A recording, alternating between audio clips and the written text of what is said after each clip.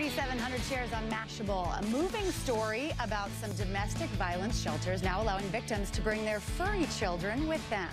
Megan tweeted, "This is tremendous. A lot of victims of DV stay behind because of pets." Unfortunately, domestic violence has been making a lot of headlines recently after former NFL player Ray Rice was seen attacking his now wife inside a casino elevator. Pets are a part of the family. And I know this is my family's dog, Duke, and I can't imagine ever leaving him behind or having to make that decision.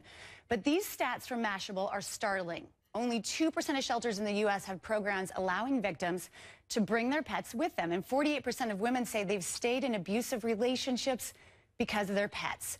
Gina, one of our Facebook followers, summed it up.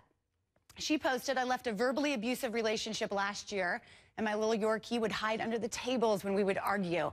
I only escaped once I was able to get her out with me." Now, Melissa Knowles joins us.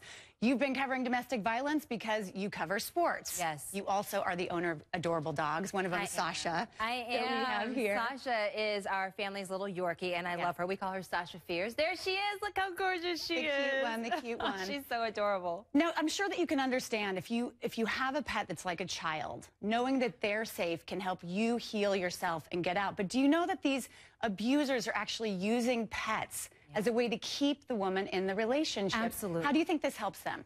It gives you peace of mind, honestly, to know that your pet is safe. I mean, you just said it's like having a child. Yeah. It's like knowing your child is safe. That makes it easier for you to sleep at night. And certainly if you're escaping a really tough situation, whether it's verbal abuse, any kind of domestic abuse, knowing that a member of your family is safe, I mean, that just helps you sleep better at night. I can't imagine the whole situation, all of it. But then on the flip side, imagining a shelter who's trying to heal people who've been hurt. And now you have another element like dogs in there. So there's allergies, there's conflict between two dogs, people that don't get along with dogs. How do you deal with that, and how should that be resolved? Well, in New York, there is a program that's run by the Urban Resource Institute, and it's called People and Animals Living Safely, or PALS.